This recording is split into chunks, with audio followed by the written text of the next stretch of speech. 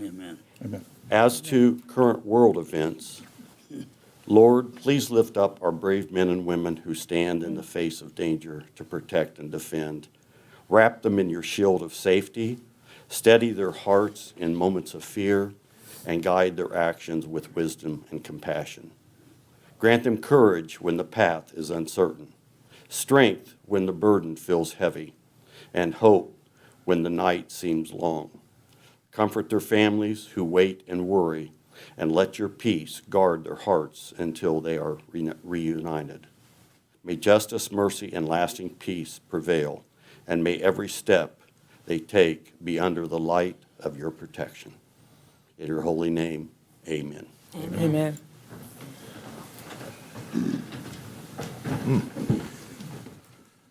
Thank you, Mr. Purcell. Madam Clerk, can you please call the roll? Doug Goss. Here. Lucinda Wright. Present. Bill Engel. Here. Larry Parker. Here. Ann Taylor. Here. Gary Turner. Here. Jane Bumbelow. Here. Justin Burkhart. Here. And Jerry Purcell. Here. All are present. Thank you. Next, we have the approval of the minutes from our regular meeting of February 17th. It was included in your packet. Are there any comments, questions, changes? Mr. President, Ms. Bumbelow? if there's no corrections or additions, I move that we pass the minutes of the regular meeting of February 17th, 2026. Second. We have a motion and a second to approve the minutes of our meeting on February 17th as presented. All those in favor, please say aye. Aye. Opposed? Motion carries. Presentations of petitions, memorials, complaints. Resolution number 10, 2026, a special appropriation resolution amending the 2026 budget. Mr. President, Mr. Purcell. yes, the Finance Committee met on this evening, and we vote to support this as presented. I'd be happy to answer any questions you may have. Does council have any questions of either the Finance Committee or Tracy? Mr. President, I move to approve Resolution 10, 2026. Second? We have a motion and a second to approve Resolution 10, 2026. All those in favor, please say aye. Aye. Opposed? Motion carries. Now we have a presentation from Miss St. John. I hedged my bets, playing it safe there. That was a safe bet. Thank you for having me, Council. My name is Acacia St. John. I'm with Ford Wayne County, which is the community development arm of the Wayne County Foundation. So I'm here tonight just to give a brief presentation on our countywide strategic investment plan that we completed at the end of 2026. We had 10 of our 14 incorporated communities across the county participate, including the city of Richmond. And so from that, there is an actual plan. I know that Beth and the leadership has sent out the link to that proposal. It is on the county commissioner's website. You all have the link, and then your city leadership, the mayor and Beth, both have a copy of the actual plan. Looks like this. If anyone actually wants a copy, we can get you a copy printed. But of that, we have, we went around to all these communities and talked to them about their priorities, your leadership of your town, and I'll speak specifically tonight for Richmond, but your city leadership and what the priorities were for the next 7 years. From there, we went and did community feedback sessions. So we went into the community. Some of you were in attendance for that, so I want to thank you for participating in that community feedback session. Those priorities were affirmed by your citizens, which is wonderful, right? That's what you want. You want to have a direction, and then the citizens, affirm those. So from that project, 32 priority projects were established around the county.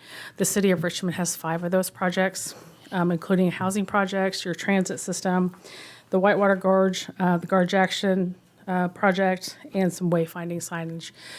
Those were all affirmed, and those are those are plans in place for the next 7 years. But from the next steps of this, we've kind of established Fort Wayne County. We work in a collective impact model. So we are establishing a local government coalition that we oversee.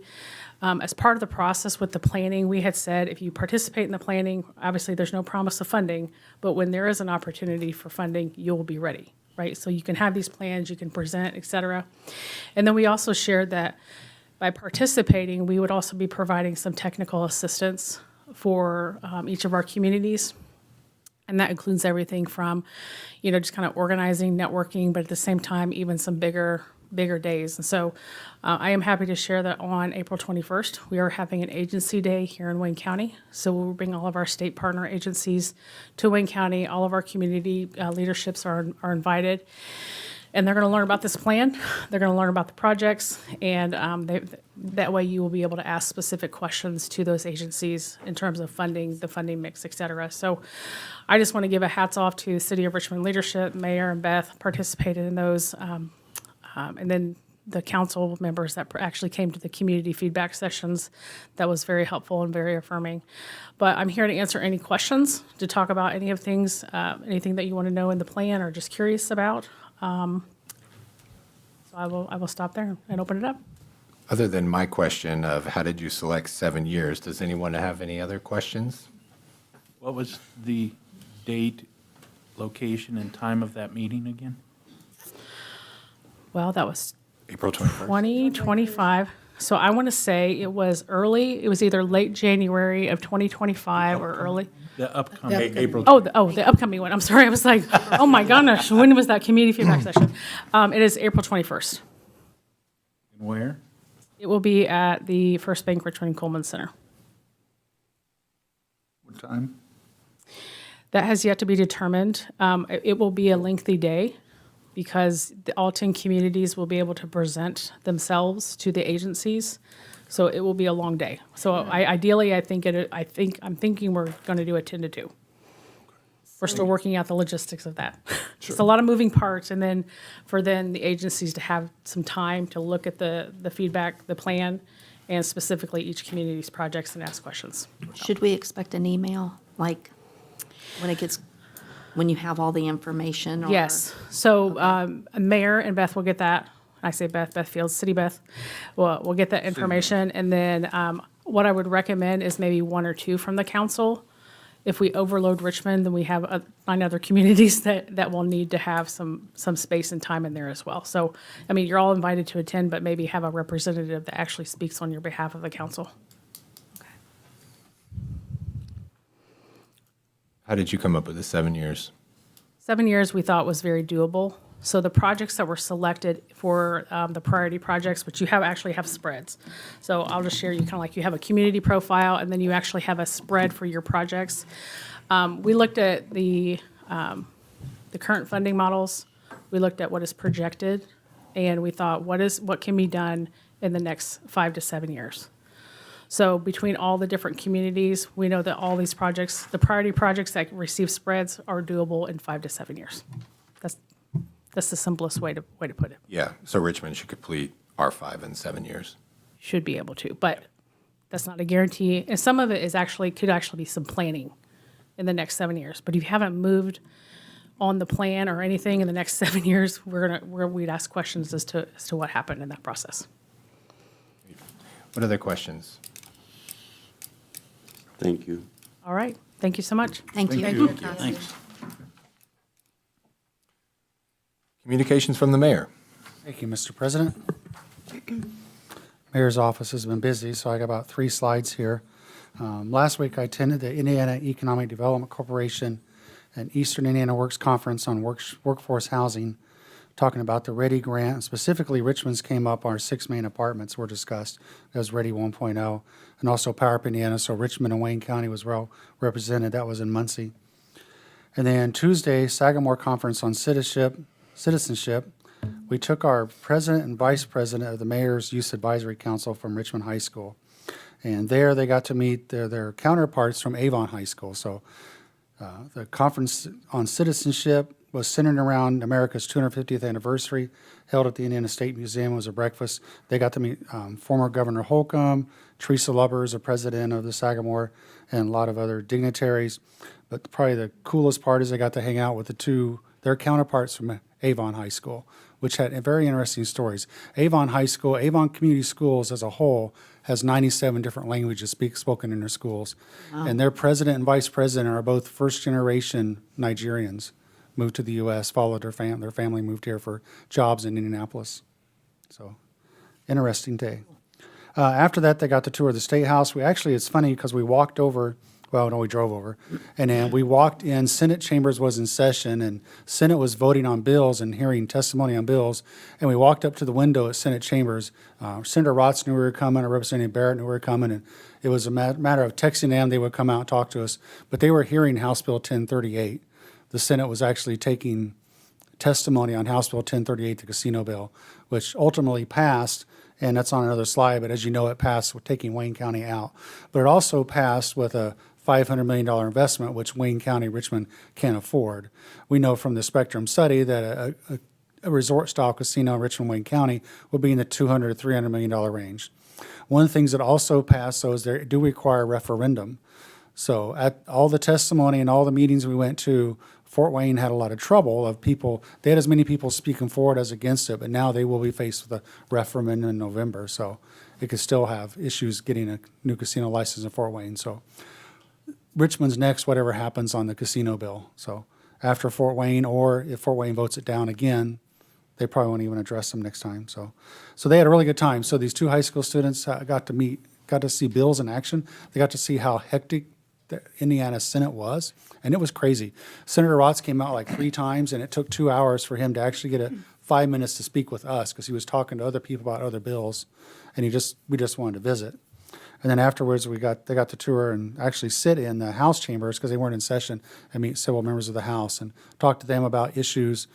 Turned out most of the representatives in there at the time were from Marion County, and they shared a lot of issues our students left feeling a lot better about Richmond, I do believe, especially on potholes. We have far fewer potholes than Marion County does. So anyways, that was a great day for them. And on Wednesday, I went to Indianapolis to the Google Data Centers Conference of Indiana. I know some of you were in D.C. recently for the APPA conference. So myself and Valerie and Jeff Plaster were at the Google Data Centers Conference, and I can share more information about that later. I won't tie up your time tonight, but they're building data centers all over the country now, specifically east of the Mississippi River, and there's 3 under construction in Indiana right now. One's $12 billion up in Fort Wayne. It's an incredible system. The 1% food and beverage tax starts today, and I say starts today because restaurants have to register at the Department of Revenue, and March 1st was the first day they could register, and I assume they probably didn't do it on a Sunday, so they probably started registering today. So over the next 2 months, they'll start collecting that 1% on top of the 7%. And it's just a pass-through for the restaurants, and they know. They've all been informed. So every month they send a report to the state, I've collected this in sales tax, and now they have another form that says I collected this in 1% food and beverage tax. So it really does nothing to the cost of food, preparation of food.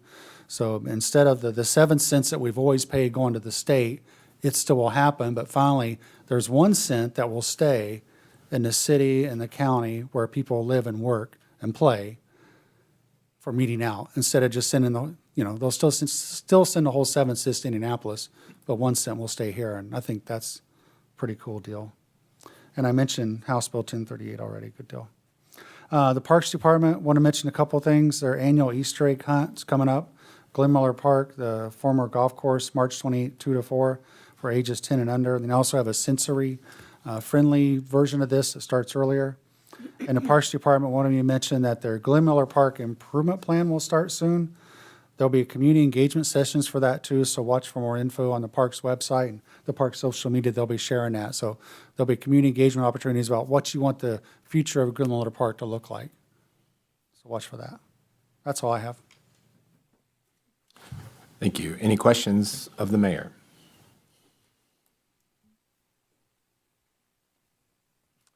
Hearing none. You've also received the minutes from the January 29th meeting of the Board of Public Works and Safety. Are there any questions or comments? Hearing none. Reports from department heads, standing committees, special committees, and/or organizations. Hearing none. Ordinances on first reading. Mr. President, Mr. Goss. I make the motion that we suspend the rules and read ordinance 13, 14, and 15, 2026 by title only. Second. We have a motion and a second to read ordinances number 13, 2026, 14, 2026, and 15, 2026 by title only. All those in favor, please say aye. Aye. Opposed? Motion carries. Ordinance number 13, 2026, an appropriation ordinance authorizing the submittal, acceptance, and appropriation of grants from various sources.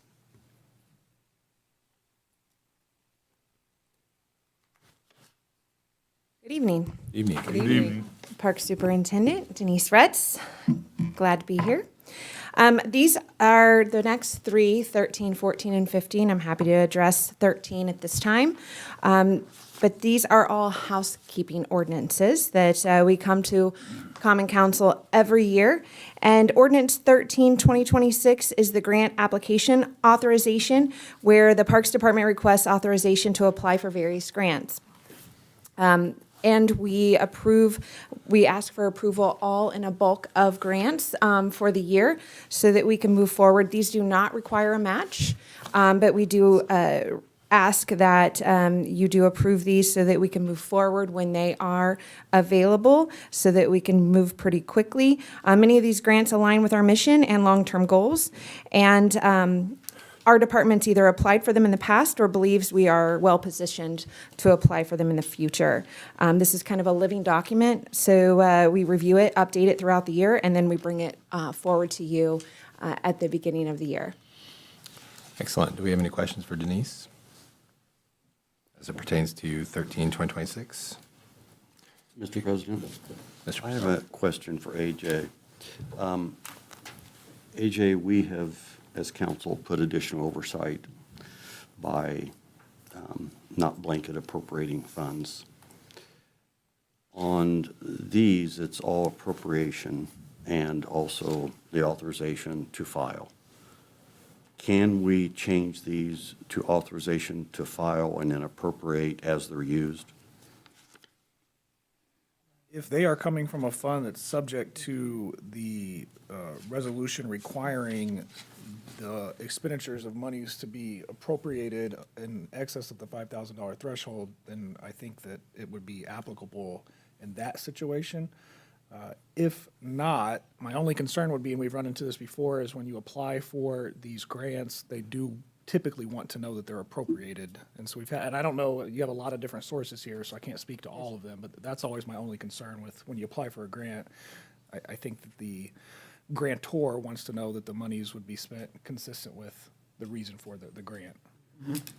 Thank you. You're welcome. Any other questions as it pertains to 13?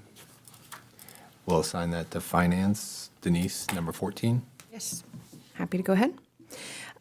This Ordinance 14, 2026 is our annual donation blanket request. The Parks Department requests Common Council approval to proceed with the annual donation request. This ordinance allows the Parks Department to accept and solicit donations throughout the year for parks, programs, events, and designated areas within the park system. Approval enables us to utilize donation accounts efficiently and consistently for all items included in this request. What questions do we have for Denise as it pertains to 14, 2026? Mr. President, Mr. Parker. since these are all donations that they have done in the past as well, why do we need to even bother the Finance Committee for these? This is just boilerplate anyway.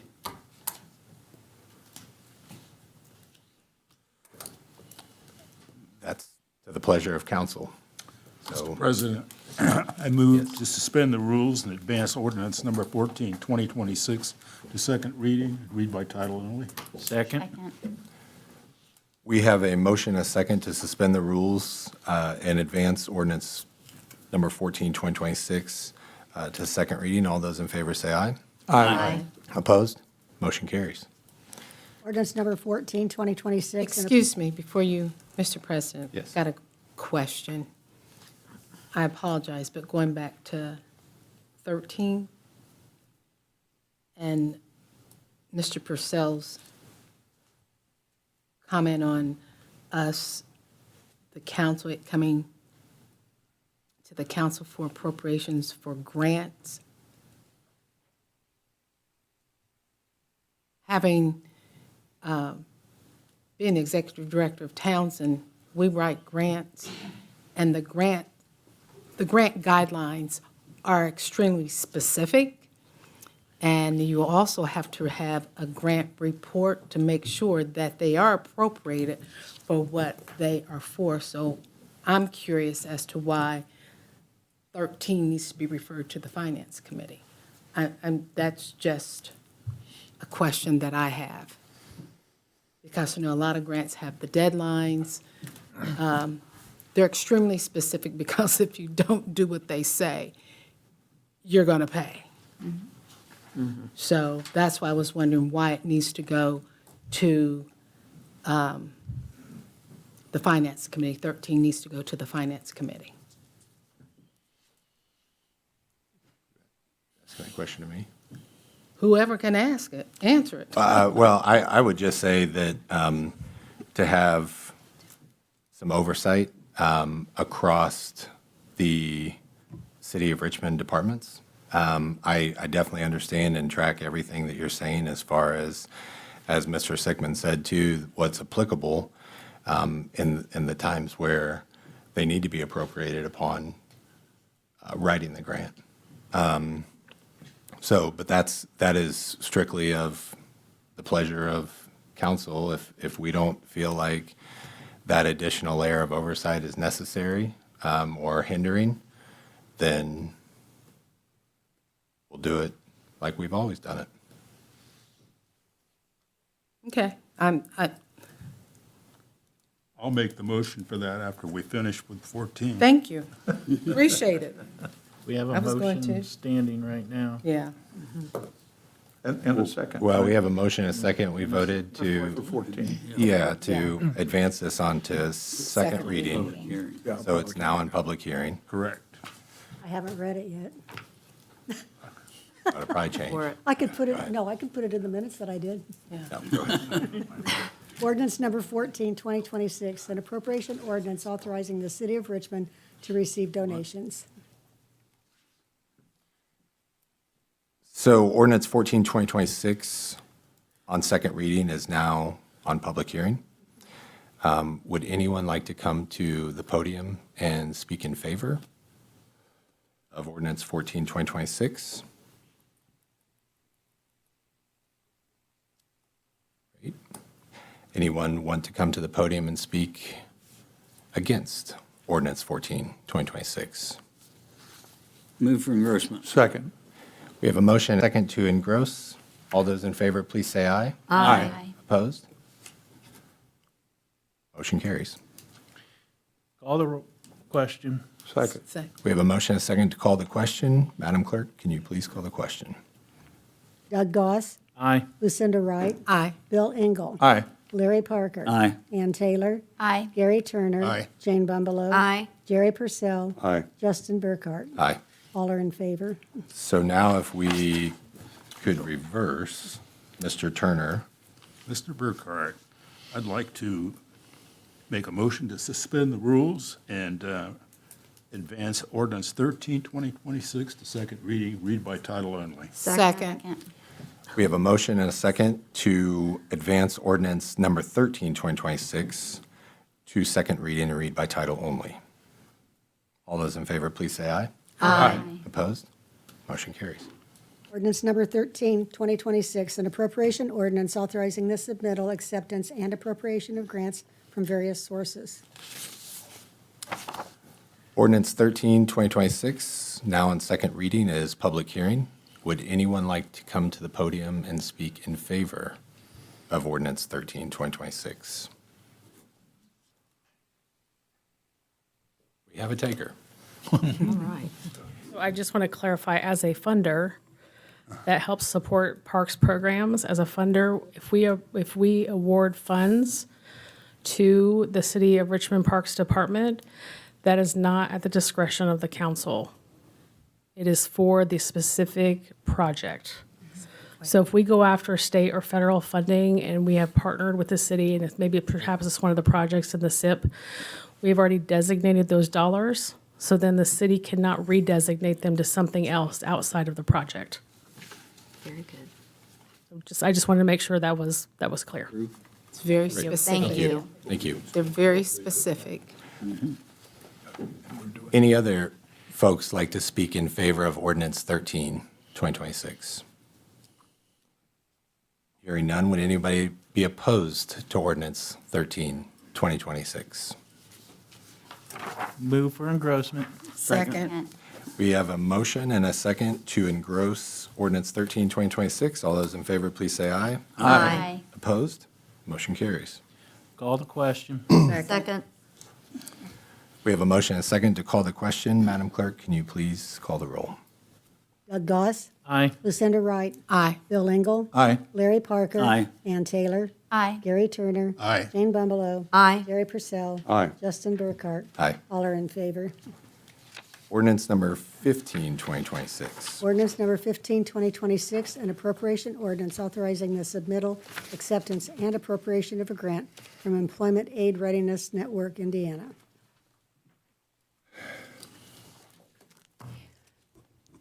This is ordinance 15, 2026.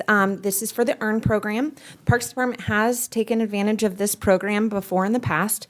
This is something we come to council every year for as a housekeeping ordinance to be able to take advantage of this program. This aligns sometimes with our summer camps and our lifeguards sometimes are eligible for this. Sometimes our summer counselors, sometimes interns that we have are eligible for this. They have to request this eligibility. We can just give them the information. So sometimes we have people who are eligible and do take advantage of the program, and sometimes we do not. So the Park Board did approve this request on 2/12 just last month, and because it does require a match from the EARN program and from our actual budget. So it does cover a substantial amount from our seasonal budget, which is very helpful these days. Very good. What questions does council have as it pertains to ordinance number 15, 2026? Mr. President, Mr. Parker. in the past, we've always gotten this just almost automatically. Is that correct? They actually have to apply for it, the individual. They have to go online and apply for it. And do we usually get it?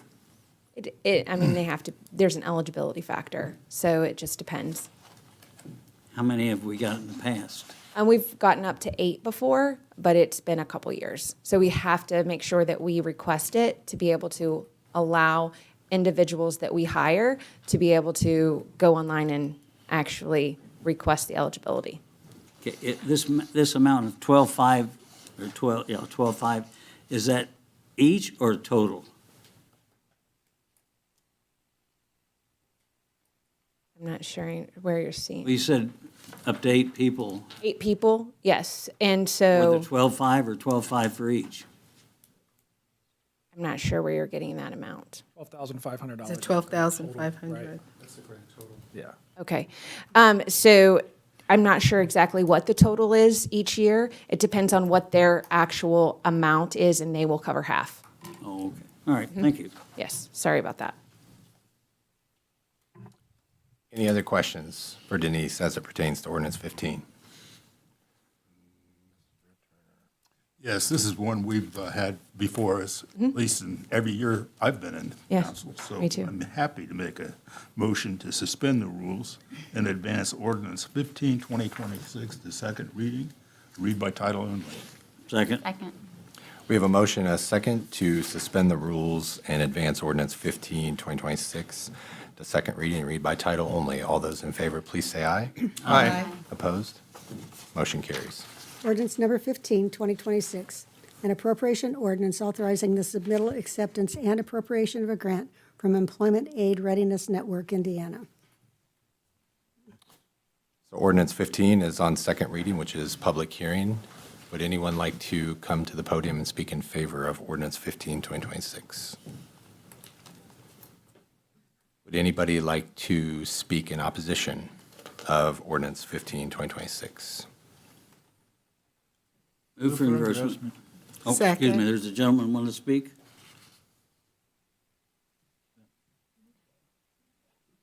I thought he wanted to speak.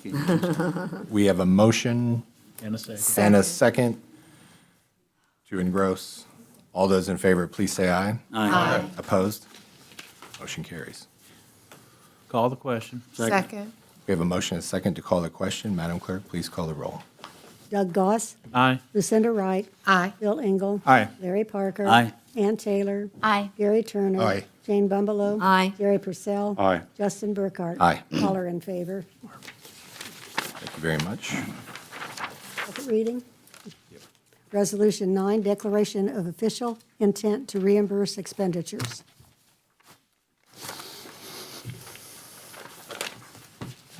Good evening, Council. Beth Fields, Director of Strategic Initiatives. I'm here to give a little bit of an overview on the next two items on your agenda. Resolution 9, this is the declaration of intent to reimburse expenditures. This is related to the bond anticipation note and the bond that are under consideration in Ordinance 11, 2026. As you'll recall, at our last meeting, we also had first reading for Ordinance 12, 2026, which was an appropriation ordinance to appropriate the initial funding from the bond anticipation note. You'll see that that's not on your agenda tonight. There were new requirements for the advertising of additional appropriations, which now require an upload in Gateway 14 days in advance of the actual public hearing.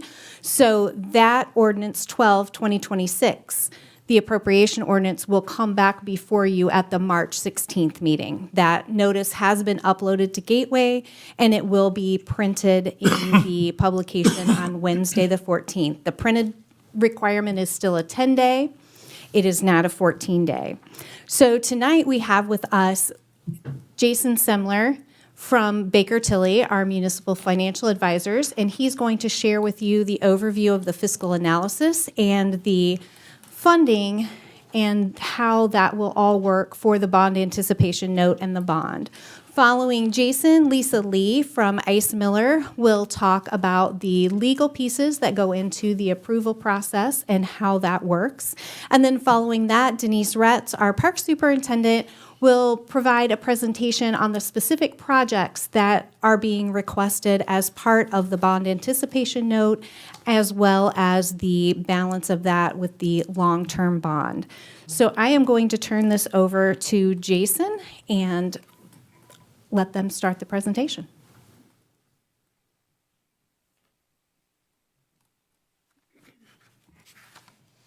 Thank you, Beth. Mr. President, members of the council.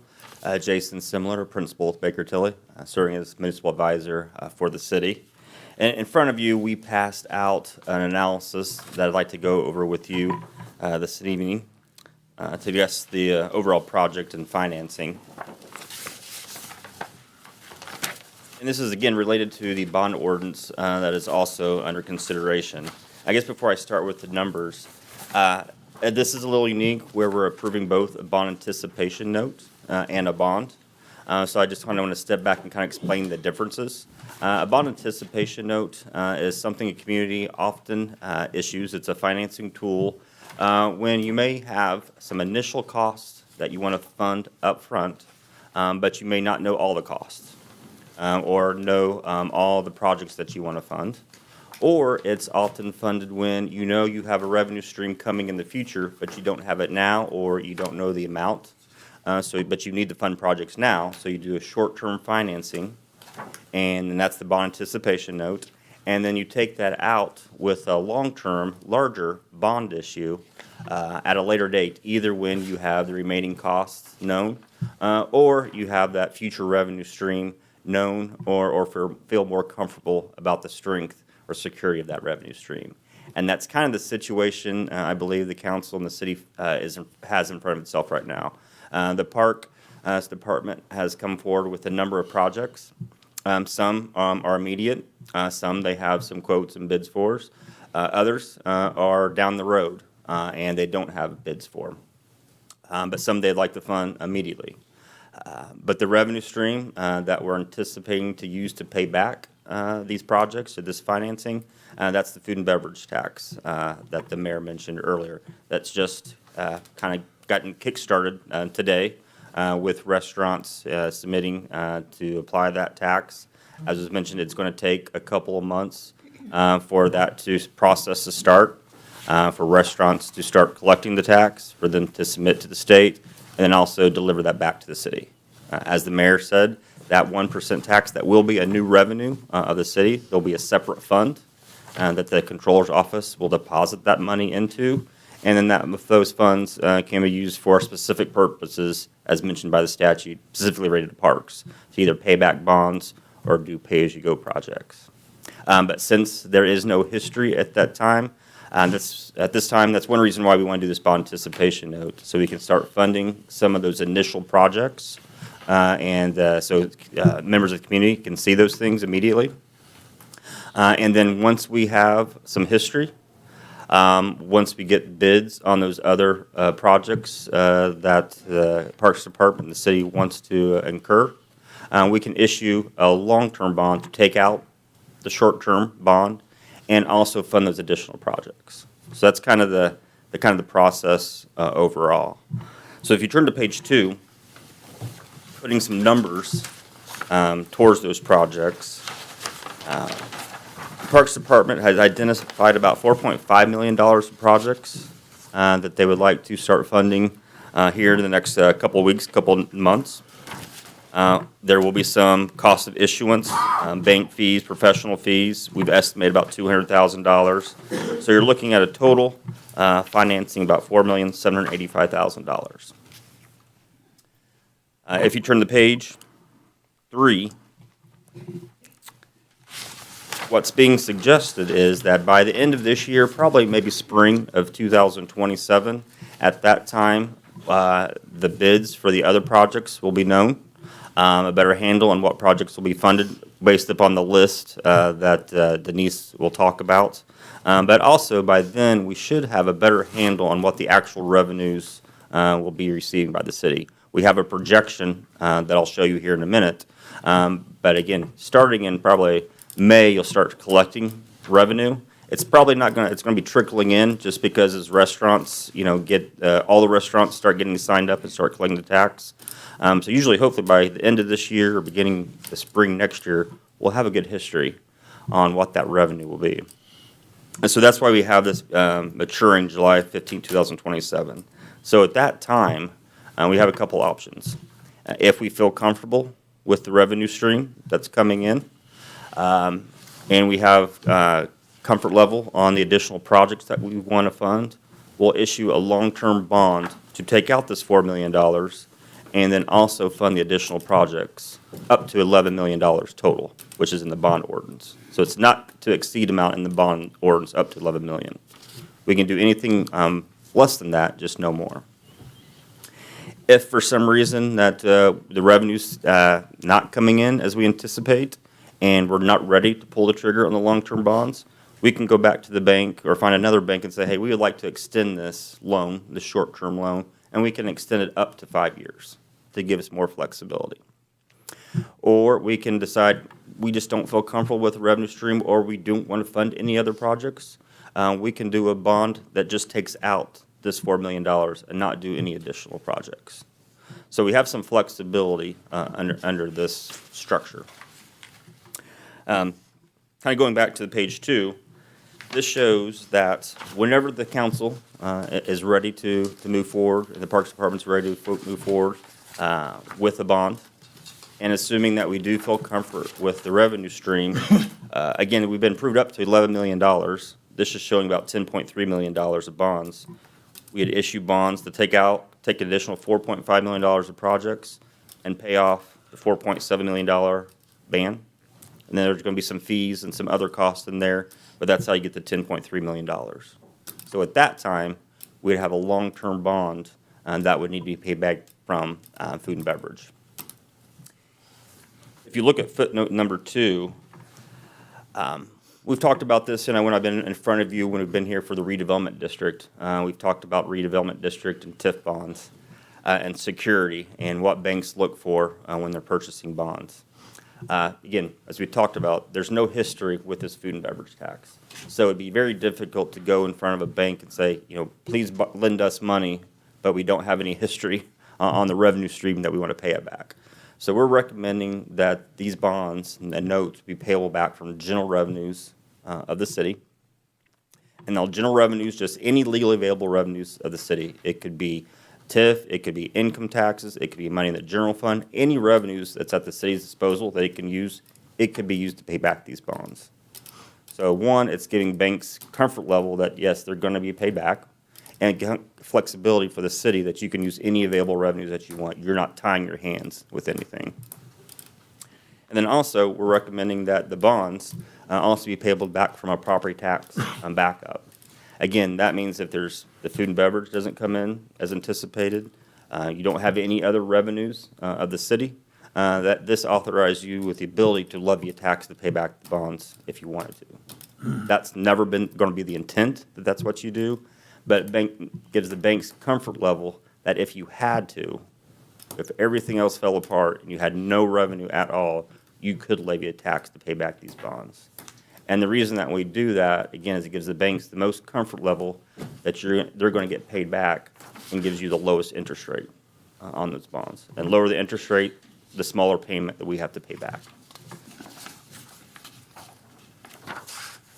So page 4 looks at if you were to go forward with the long-term bond. Again, this assumes in the fall of 2026. But again, we wouldn't do this until we felt comfort with the revenue stream and the projects. But this is showing a 20-year bond of that $10.3 million paid back over 20 years. That's about $800,000 a year is what we're estimating at this time. So then if you turn the page, page 5 compares the estimated food and beverage tax. In 2026, we're showing about $770,000 of revenue. Then after that, we're showing a little over $1.5 million. Again, this is just estimates. You can see the first year is less, again, because we're not expecting a full year of collection. But you compare that to the bond payment, about $400,000 this year, and then roughly $800,000 after that. You can see that that's almost 200% coverage, meaning that you're going to have about enough revenue that we're estimating to cover your bond payments twice. So you can see that $800,000 debt service payments, bond payments, that leaves about $750,000 remaining each year for you to pay or fund pay-as-you-go projects from the Parks Department. So again, we're pledging general revenues of the city with the property tax backup, but we're showing that we're anticipating more than enough revenue from the food and beverage tax to cover the bond payment and then have enough left over for you to do other projects as you desire.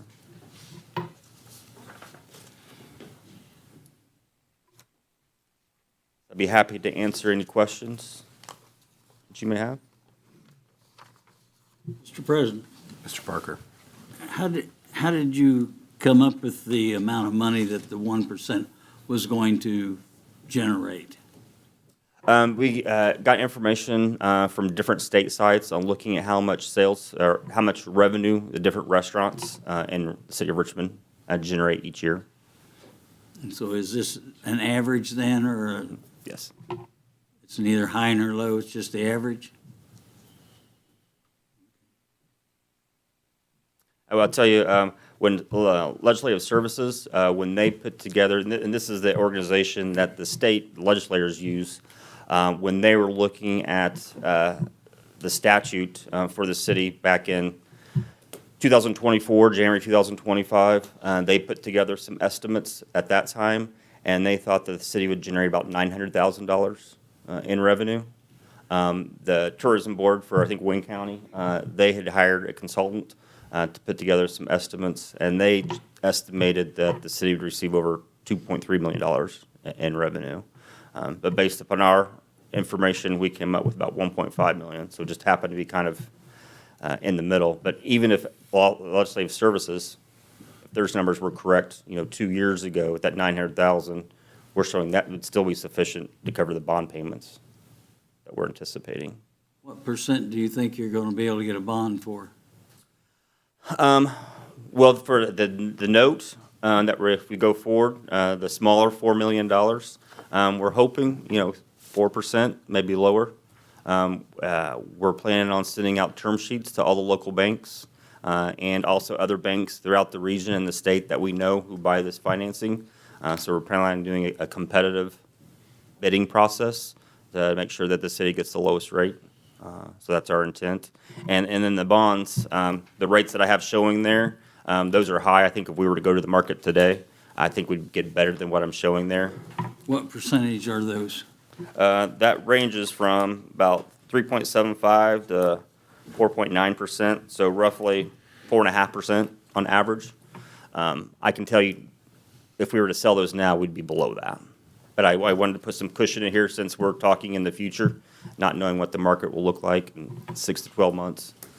I wanted to be conservative and. Do you anticipate that same rate for the 10-year, or for the 20-year? Yes, that's because the way the market is right now, lower rates are just as high as the long rates, kind of inverse curve, so yeah. Okay. Thank you. What questions does council have of Mr. Simler?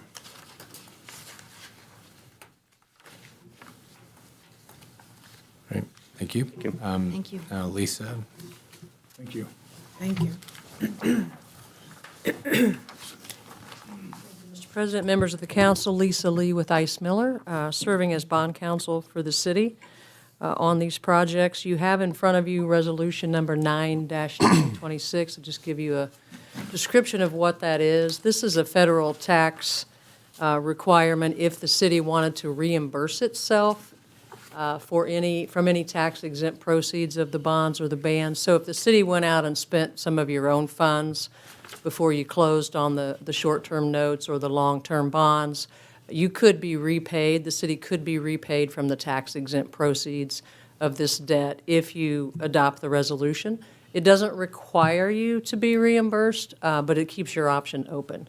So we always try in the beginning of a project to at least put a reimbursement resolution in front of the council so that you would have that option. So that's what that resolution is. Again, it doesn't commit you to do anything. Then ordinance number 11-2026 is the bond ban ordinance, bond anticipation note. As Jason mentioned, this is what we call a parameters ordinance, so you'll see a maximum issuance for the short-term bond anticipation note at $5 million and the maximum issuance amount for the long-term bonds at $11 million. As Jason mentioned, you could issue anything less than $11 million. You couldn't issue anything more than that without going back through the entire process that we've been going through now. This also has the maximum interest rates in it of 7%. Jason's got more numbers in here, but that always has to cover the very last maturity. So the 20-year maturity has to fall under that maximum interest rate cap. It's not an average when you do that. These would be payable from any legally revenues of the city, but it certainly is the intent to pay them from food and beverage taxes, and Jason has shown you the revenue estimates for those. We would be expecting the long-term bonds to be callable at least within 10 years, so that if you did the bans and the bonds, and you did the projects that you wanted to do, if the estimates come in the way Baker Tilly has projected, you'll still have $740,000 a year of food and beverage funds available that will go into a segregated account that would then have to be appropriated solely for park and recreation projects or the White River Gorge. And those pay-as-you-go projects would have to be appropriated and approved by the council. So the ban and the bond, if that gets appropriated, as Beth told you, that hearing is on the 16th. And so that ordinance, we're only trying to appropriate the ban proceeds, not the bond proceeds. In the event they're not issued this year, we would have to redo the appropriation anyway. I know there may be questions. I'm happy to answer questions on the ordinance. I don't want to assume which information you want, but. What questions do we have of Lisa Ice Miller? Mr. President, Ms. there Bumble. were a few questions that were asked in the meeting. I don't have those questions in front of me, but if you remember some of them, I mean, I had the privilege of hearing answers, so maybe for the general public, they may have the same Sure. questions. One of the questions was about having more of a list of the park projects that we're talking about. We talked about maybe having a list attached as an exhibit to the additional appropriation ordinance for the hearing on the 16th. That would be projects that would fit within that $5 million bond anticipation note issuance, and that could be more specific than the general description that we have in the bond ordinance. I told a little bit of horror stories about getting too specific in the bond ordinance.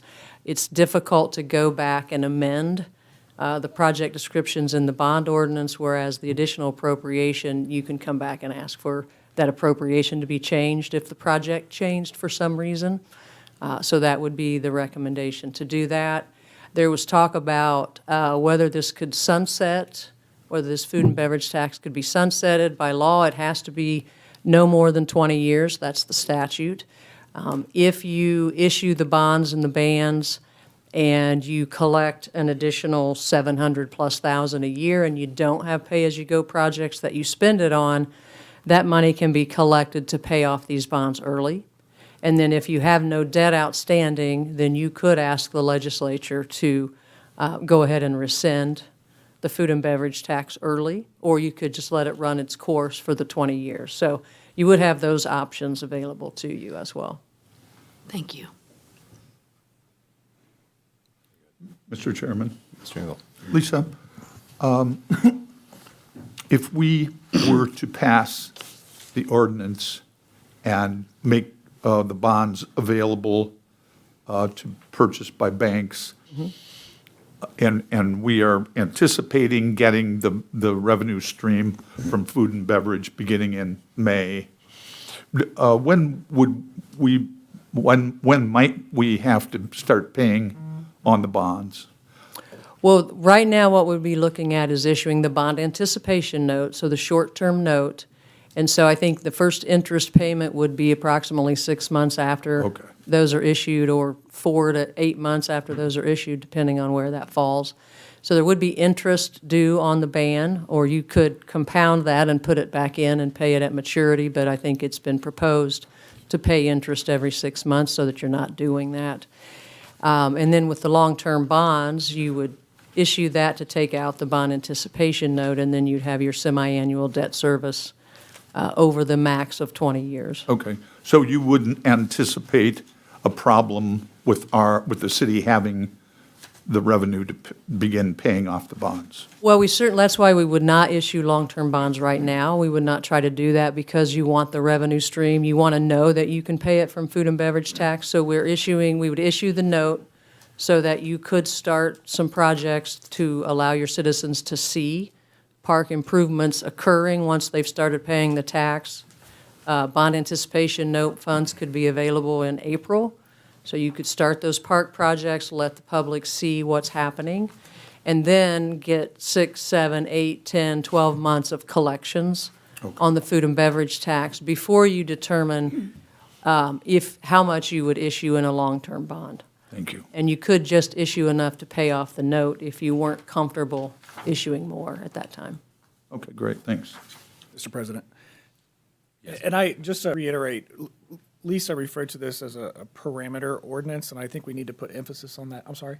I'm sorry, yeah. On that concept, because as we're talking about, we talked about in Finance Committee, that will still allow for a significant period of examining collection activity on the food and beverage tax. So I just want to make sure procedurally you understand what 11/2026 does. So if there are any questions about that, I'm sure Lisa can answer that, and she's already touched on it, but just wanted to reiterate that point.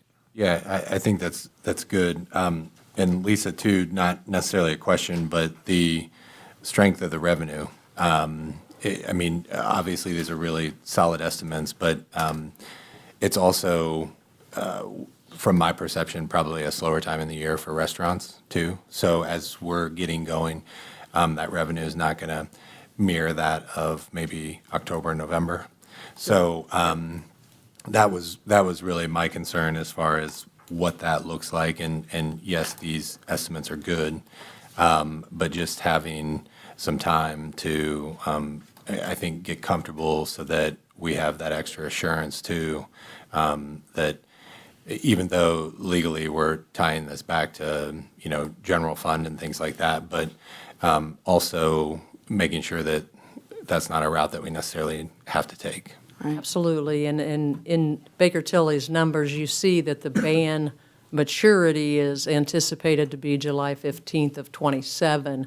So we could wait all the way up until, we wouldn't do it this fall, we would do it later next year or next spring and into the summer till you have 12 months of collections available to see what the winter looks like, probably more restaurant-type months and things like that. So, yeah, and as Jason mentioned as well, if we get to May and June of '27 and we don't feel like we have enough collection data, we can just ask for that short-term note to be rolled over for another 6 months or something like that from the bank that purchases it, so we wouldn't have to issue the long-term bonds at that time. Any other questions for Lisa? Mr. President, Yes, Mr. Parker. I'm sure that you've done other cities with this type of bonds. Is that correct? Yes, sir. Have any of them had a problem with the collections from the restaurants?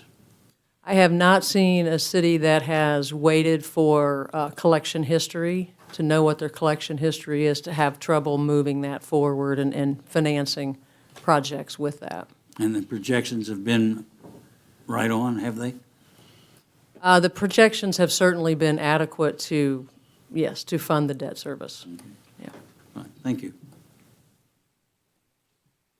Any other questions of Lisa? Thank you. Thank you. And Thank you. Denise? Thanks.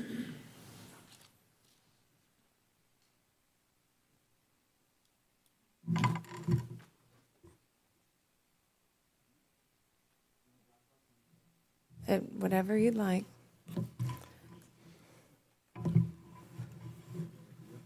Okay, thank you. So, back here, telling you a little bit about some projects.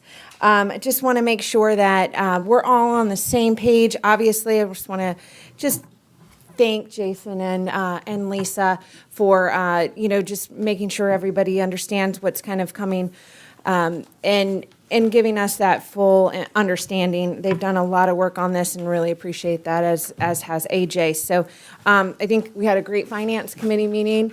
I think we had a lot of information shared, and I really appreciate everyone having an open mind about it. I think it's really great. And so I just wanted to make sure everybody focuses on some of the projects that we have, and just as a reminder, and maybe answer some questions that maybe you might have going forward. Sound good? All right. So just as a reminder, we did have a food and beverage, and we still do, advisory team. Those people who were on there, Bill led the way, Jane, Doug, and Justin. Also 2 park board members, Dakota and Mike Devine. And we also had administration. And then obviously we had a lot of people who came out to support the food and beverage, and we really appreciated that support. So a lot of people also sent letters and provided support. That new 1% food and beverage tax passed to support our future goals of providing active public spaces, accessible trail systems, and unique regional destinations. That was the reason. So what's next, right? We're asking that question. What is next? Well, the path is yours. And the community wants to see, what are we going to do with this tax, right? So the community is asking this question. They're going to be paying it, so what are we going to do? Some things can't wait, but some things will be worth the wait. And as a reminder, when I introduced these projects on November 17th, seems like a decade ago, but we've been talking about them ever since. And there were 3 pillars: sustain what we have, make necessary improvements, and create new destinations, right? There were 3 pillars. We talked about those in November. We talked about those again in December. Food and beverage have been talking about those at all of our meetings. So some of those immediate projects, just to kind of highlight those will be projects that have immediate needs for specific areas or funding requirements. One of those is our big dinosaur that you can see here at Highland Lake. This is one of our equipment repairs that we need, and we need to upgrade our pump system out here. So that's one of our immediate needs. And we have the pricing and some of the irrigation needs that we have. So we have some of this pricing, we have some of the scope already done here. We also have our Glen Miller Park E.G. Hill fountain project from our Hoosier Enduring Legacy partnership. This is a project that we've been waiting on and really needs to happen. We actually have $50,000 set aside from the state, and we have also great pledges from wonderful donors that are just waiting, but we're $60,000 short. So this is another project that we've just been waiting on. And so the complexity of all the limestone and things like that, we just need to make sure that we have the funds and continue this because we do have a deadline here. So working through that for the HELP initiative, some of the priority projects that we've talked about, and this will be visible projects that our community can see, feel, and experience.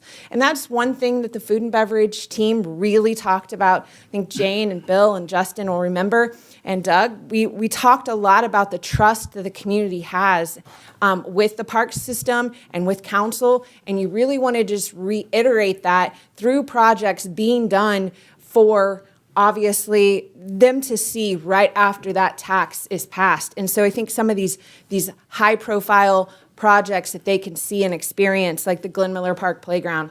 This is something that we've been working on, something that you guys had chosen needed to be something we did right away. Obviously, we need to work through this because obviously it was done from the bond from 1999, now our oldest playground, surprisingly. It's still being used every day, but we really need to make sure that it's good to go and can still be a flagship playground for our flagship park, Glenn Miller. So we've been working on some of the ideas for this playground and to keep it a flagship park, maybe bring in some zoo elements. And we talked a lot about that when I was here November 17th on what it could potentially look like. The splash pad, again, is just as old and also is requiring lots of maintenance and upkeep. So this would be done at the same time. Something our community can really enjoy and experience.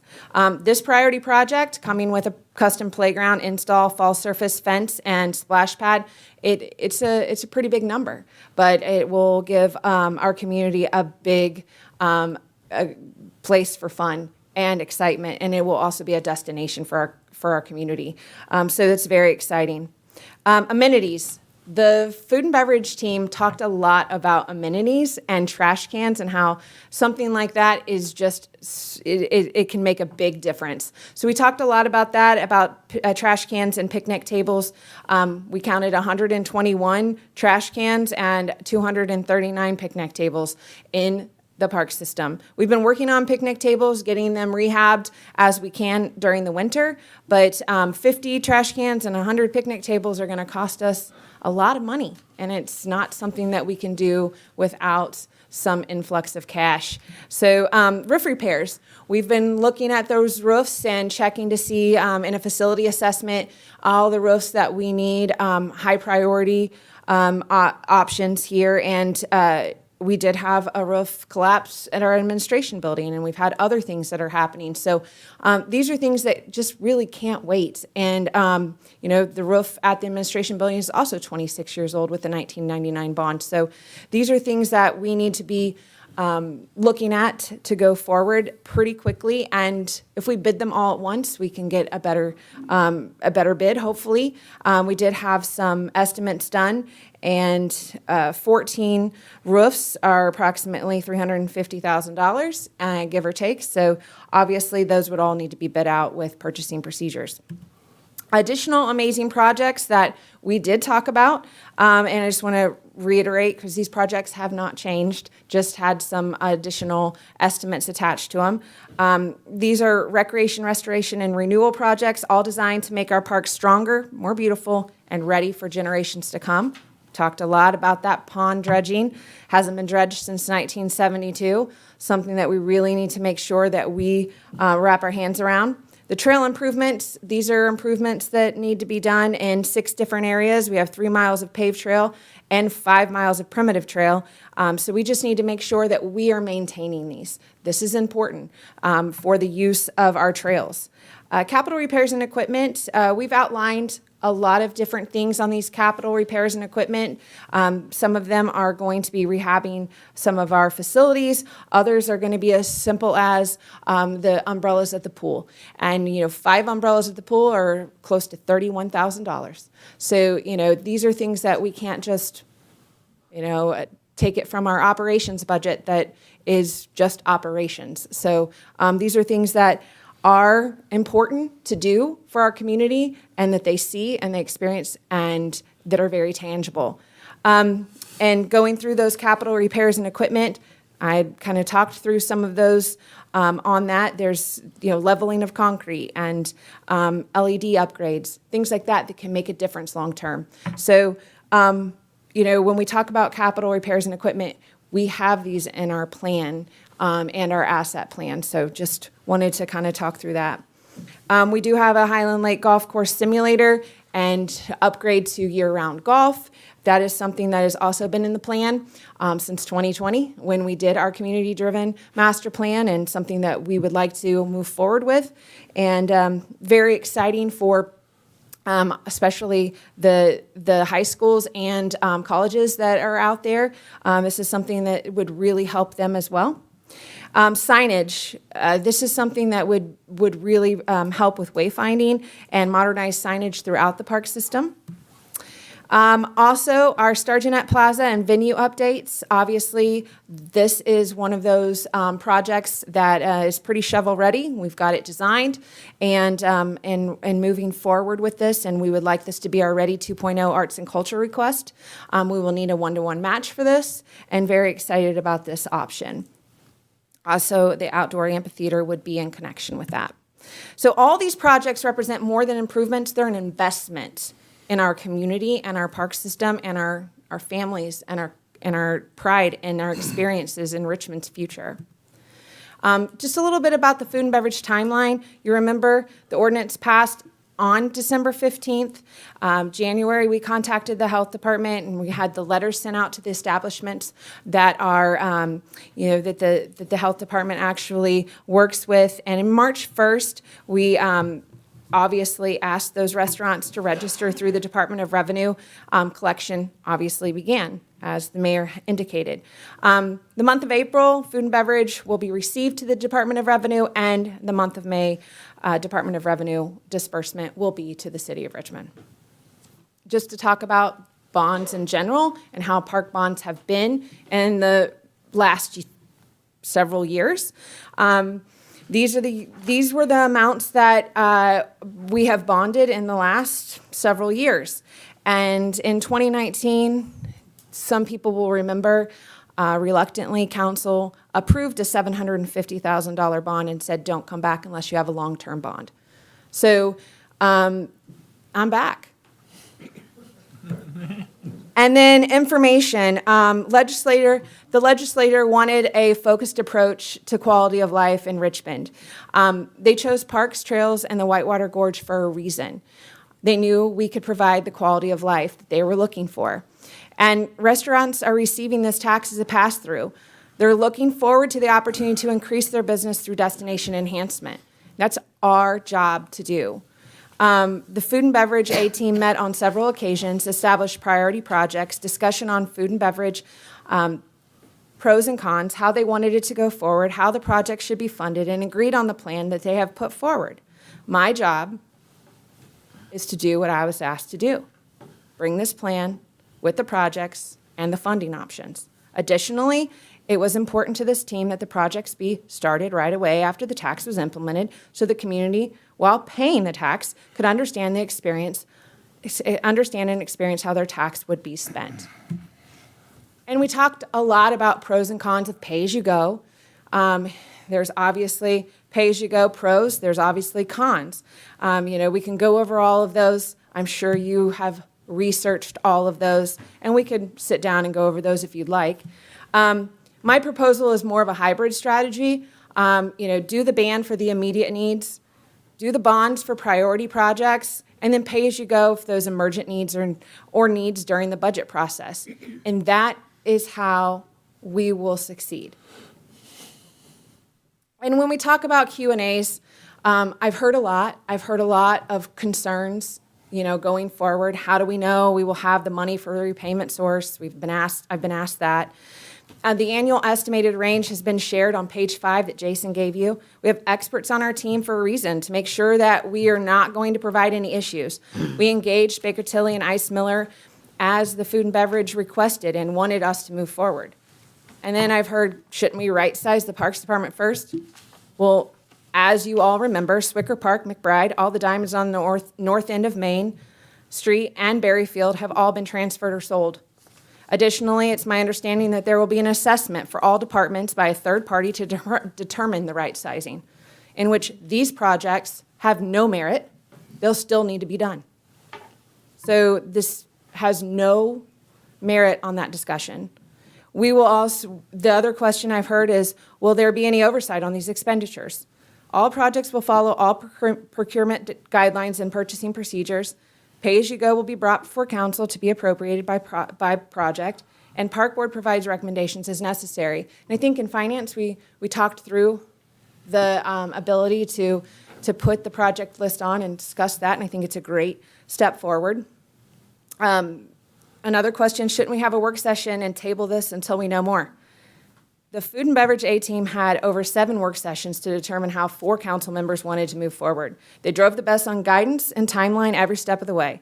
What you're seeing before you is what I was asked to provide, and it was the consensus on the team. Another question, isn't there too much money requested? The request is based on immediate needs and priority projects reviewed and discussed at the very first introduction of the food and beverage to council on November 17th and has not changed. Only estimates have been provided to get the number number unnecessary. Is there even a plan? Of course there are plans. Comp plan approved by council in 2025, comp park master plan approved by Park Board in 2020, Gorge master plan in 2023. All projects have been vetted and discussed by food and beverage and provided to council at the first food and beverage presentation have not been changed. Shouldn't all of the projects be deferred maintenance? This was not our legislators' intent for the food and beverage to be used or how other jurisdictions utilize their food and beverage. There should be quality of life initiatives that help to attract more people to our area, economic development and tourism to attract new businesses. Yes, our parks need to be maintained, and to do this, and why food and beverage felt it was a good balance to the bond. So why are we using general purpose funds as backup? This is not the general fund. It is defined as any legally available revenues of the city. This would be only used if food and beverage fund is short, and if you refer to page 5, as discussed previously, you can see the estimated revenues remain to exceed $700,000 annually. And then I kind of played with AI a little bit, and you'll see when, you say, hey, what am I feeling, AI, or whatever. The parks teams have been digging a foundation for our community and trying to build a better park system with the tools and resources we have. Those are donations, grants, sponsorships, annual revenue, annual operating budget, now food and beverage, and bond financing. However, it seems though we're continuing to dig, and even more dirt keeps being thrown back in our hole, even by those who asked us to dig the hole in the first place. The one that hurts the most is the city of Richmond. We are capable of providing so many great things together, but parks will keep digging, but we need your support. We need to show our community what their food and beverage tax is doing for them. We need to provide updates, renderings, understanding, and anything we can do for both transparency and excitement every step of the way. Together, we can build places that bring us together. Thank you. And I can try to answer any questions you have on any of the projects, and I have the projects, and we can go over them together. However you'd like to move forward, I'm happy to help. No. Looks just like yours. Does council have any questions of Denise? Well, I would like, if you don't mind. Yes, I attended those meetings. I had the opportunity to hear a lot of information. The very last meeting that I attended is when Becker Tilly had come, and, a lot of presentation was made. All the council members didn't have that opportunity like we did. Obviously, there would be a quorum, and we couldn't do that. So I can understand why other council members have questions, especially after hearing everything, like I said, when we've had the privilege. Also in finance, there were more questions answered, and I greatly appreciate the answers that we received. Once again, other council members didn't get to hear some of that information because there's 4 members on council. So there was a request. Bill had mentioned that he had talked to different members that they would like to have a work session. There's no shame in that. No. That's actually being very wise and prudent. So I just think that it was, I can understand why people have more questions that need answered, so. Thank you for that recommendation. What other questions? Mr. President, I have a question. Yes, Mr. Parker. With all these improvements, which obviously are wonderful, Thank you. do we have enough personnel to take care of it after it's completed? Like, for example, the super playground we're going to have, do we have enough personnel to do that, or is it going to require new personnel? No, the actual playground is the same footprint as the playground that we have now. It's not going to change. It's not going to be bigger. It's not going to be any other different size. Right now, it's taking a good amount of time to fix parts and pieces when they break. To put a new slide on, it took several hours and several people. Do we have a full-time person there at the playground every day? No, sir. We can't just put one person on the playground. And we have people that go around all of our parks. We have 1,100 acres, so we can't just assign one person to one playground. I'm afraid that once that's So, taken care of, that there will have to be one person there during the daytime. so If you at- have that big of an influx of new people coming out there and utilizing the services, I think we're going to have somebody there. I think that right now, obviously, we want to make sure all of our playgrounds are compliant. Most park systems don't put someone at every playground. You'll go, it's free play, right? They don't put someone there to monitor a playground. I don't see that would be a necessary need, just to make sure everybody's playing on the playground correctly or what they would need while they were playing there. I don't think that would be a necessary new employee to staff at this time. I respectfully disagree. So when we, for example. But that's fine. For example, when we let's move redid, we redid 3 playgrounds in 3 years. 2017, we redid Clear Creek, correct? And we redid that playground. We didn't put someone there the entire time. It's just done, finished, and it's great. We have a lot of visitation. The next year, we did Middle Fork. So that was all completed, done. We didn't put someone there just to make sure everything was taken care of. And then Star Park was the next following year. And so all those were done within 3 years. We did not assign a staff member to each one of them. Fine, thank you. Okay. I hope that helps. What other questions? Mr. Chairman? Yes, Mr. Engel. President. Denise, I'm assuming that with these improvements, there also will be a plan and funding set aside for maintenance. Well, Correct? Well, we'll have the influx of cash of food and beverage, but, that is up to the council on how they want to use it. Okay. Yeah, those would have to come to council for appropriation if that was to be But used. there would be a plan or some kind of consideration for maintenance and So when we have new roofs, those would be 30-year roofs. So that would be great, right? We wouldn't have to keep fixing them. So the roofs obviously would be something that would be fixed and done, and the deferred maintenance would be gone. The same thing with the pumps at at Highland, that would be fixed, and we wouldn't have to continue to utilize our manpower going out there on a regular basis to fix what's going on currently. So then we'd free up some people. And then with year-round play at the actual golf course, we hope to increase revenue, and so that would be something that, would be advantageous for the bottom line. So same thing with like the E.G. Hill side.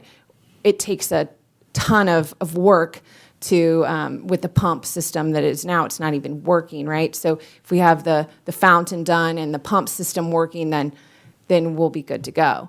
So I think, getting things back to where they need to be is the first step. And we won't be chasing our tail at that point, right? So that's what we need to do, is we need to make sure that the deferred maintenance is taken care of. We're proactive rather than reactive on things, and that's where we're at this point. And we're not as, I don't want to say, the parks are in disarray, because we're really at a good spot. We just need to make sure that we're continuing to take care of it, taking care of our deferred maintenance, and moving forward. I've been in the Parks Department now 10 years. Last month, and when I came in, there was a lot of problems, and we don't have those, and we don't have rebar sticking out of our playgrounds. We don't have overgrowth sticking out of everywhere you see. We're taking care of things. And the parks team is doing a fabulous job. So I don't want to leave here saying that the parks are in disarray and we can't take care of them. Our community just deserves better, and our community deserves what they deserve more. And we can give that to them. And I guess my point is, it's great to have new things, but things break. Pipes break, and Yes. things at the pool breaks, et cetera, et cetera. Correct. Just want to make sure we have a plan and funds set aside for that. I realize if the estimates are correct, that we should have some additional money from food and beverage. And I'm guessing those are things that would come back to council for approval. Yes. For maintenance. Those are the pay-as-you-go items that would come back to council for every appropriation. Usually during budget time, we hope to have a plan. Obviously, every budget season, it'll just be like every other fund. Okay, thank you. Mr. President, Mr. Purcell. I wasn't going to speak during this time, but I will at this point. The parks are in disarray. Okay. You've shown us. They're what? Speak The parks are in disarray. These projects that have been deferred, how much do we subsidize the golf course right now? Financially? They dipped into cash $40,000. Okay. So we've got these pumps that obviously the golf course is not going to pay for the maintenance of over the years. And this food and beverage tax, from day one for me, was never to be considered a permanent tax. Now, I'm hearing that talk, but I didn't when we were discussing this and looking at it as a way of catching up on maintenance that has been deferred. And I support that, and you and I have had that conversation. But we have to plan in a way that we can manage our parks and not defer maintenances without this extra tax, in my opinion. Thank you. Anything else from council? Mr. President, if I may, Denise, you have 12 employees doing maintenance and groundskeeping. And, Well, I'm down 2 people. Wow. I'm waiting to get approved for those. but anyway, that are so vacant. not increasing the square footage of that playground, you'll still have the same head count of maintenance people to take care of it. So you don't have to add staff, especially with new equipment, because you won't be repairing it like you are now. So Mr. President. there's a whole half an army of guys and gals. Mr. President. Mr. Purcell.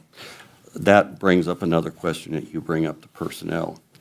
We gave the city a mandate to balance the budget within 2 years. And they put a plan together for the way they were going to meet that. And you were asked to reduce personnel. Did you reduce personnel? We removed 5 positions from the payroll. That's not what I asked you. I asked if you removed those personnel. I removed 5 positions from payroll. Okay. And that's all the people that, because I've been told you kept people. Meaning, I kept 2 people in contractual positions. We hired them contractually, but they are not on payroll. Okay. Well, the object here is to balance the budget by the end of next year, and it's a mandate from council.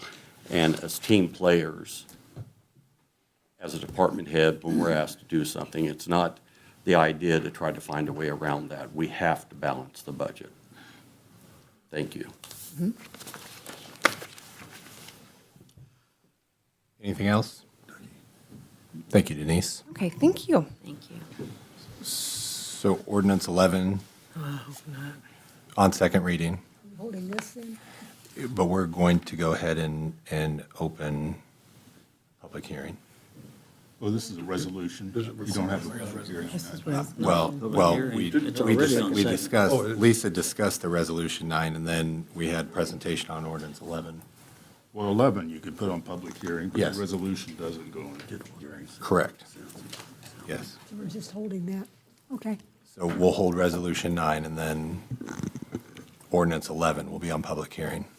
Ordinance number 11, 2026, an ordinance of the City of Richmond, Indiana, authorizing the issuance of general revenue bonds for the purpose of providing funds to acquire, construct, and install park and recreation improvements together with all necessary appurtenances, related improvements and equipment, providing for the safeguarding of the interest of the owners of said bonds, other matters connected therewith, and repealing ordinances inconsistent herewith.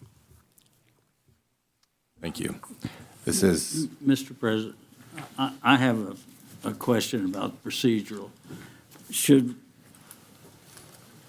we have the approval of the Resolution 9 or the rejection of Resolution 9 before we go to 11? I don't think we're,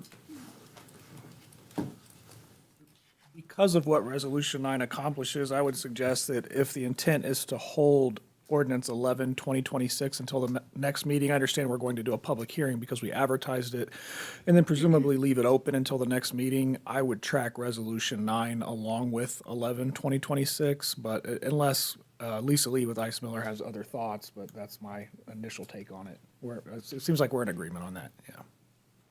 So just leave it as is now? Okay, Correct. thank you. is that satisfactory? For me. So ordinance 11 is now in public hearing, and I would like to open this up to alternating those in favor and then those against.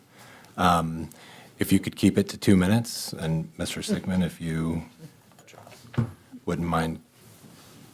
If you can come to the microphone, state your name and address, and respectfully hold that 2 minutes. So we'll start with those in favor of ordinance 11.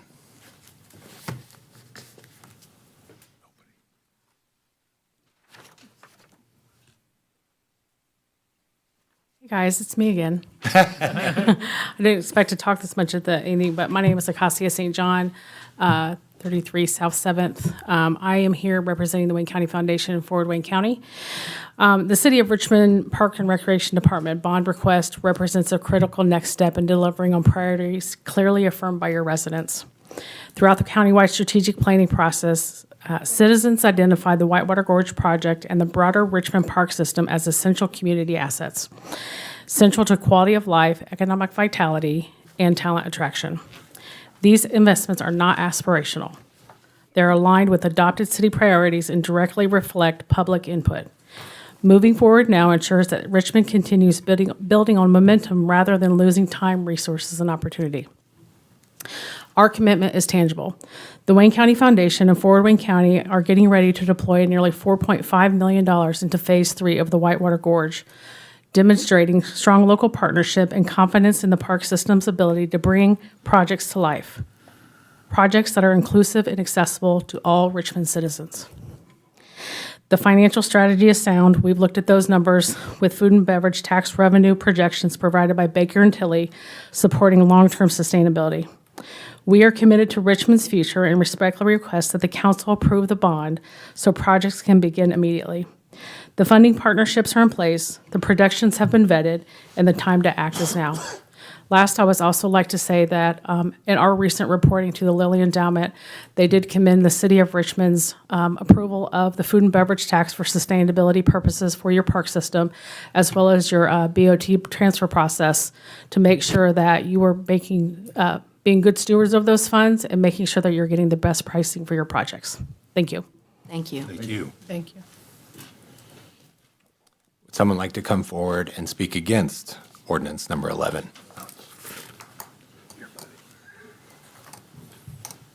Hi, my name is Nick Wilson. I'm not really speaking for or against. I just want to caution the council. After I watched Denise's presentation, it seems to me like the parks are only surviving on bond after bond after bond. And there's this bond will run out eventually. I think the band would be worth trying, but I don't agree with the time is now. I think you should get some money in the bank before you make any kind of movement on this. And before you begin to make your movement, maybe you should go back and figure out how much bond debt the city has, and maybe compare that to some other cities and see if we're extremely high in bond debt. And then stop and think about local restaurants that have closed within the last 15 years. We just lost, who'd we lose? Fazoli? Can anybody up here tell me what that impact of that one restaurant closing is going to have on the food and beverage tax? I doubt it. Because we don't know enough about the actual income. So if you're going to move forward with this, take your time. 6 months. Put that money in the bank. See how the industry's turning. Do your research on how stable restaurants are. We know they're volatile. And we know any day a restaurant could up and close. Fortunately, with Fazoli's closing, we've got another Culver's coming. But that's not always going to happen. Take your time. Thank you. Would someone like to come forward and speak in favor of this ordinance?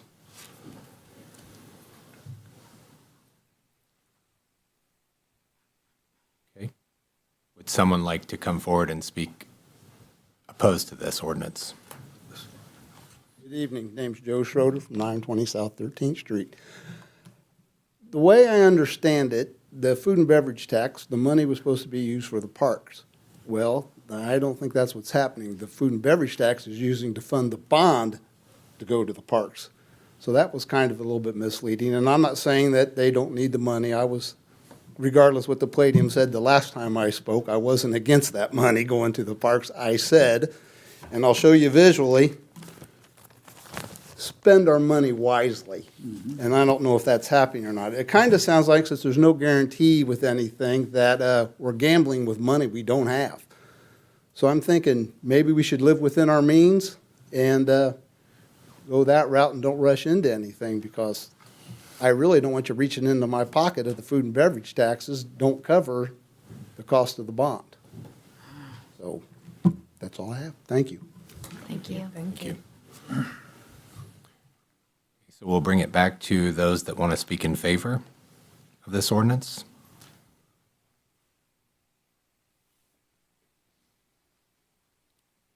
Okay. Would someone like to come forward and speak against this ordinance?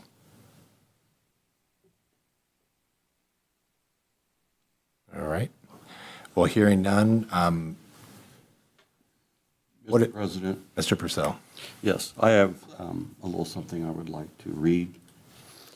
I know that I frustrate some of our fellow members with this, but this is part of my promise of transparency as I fulfill my role on council. And I'd like to read the following. I feel it necessary to explain my support for the food and beverage tax and my thoughts on what seems to be a race to bond millions of dollars on our park projects.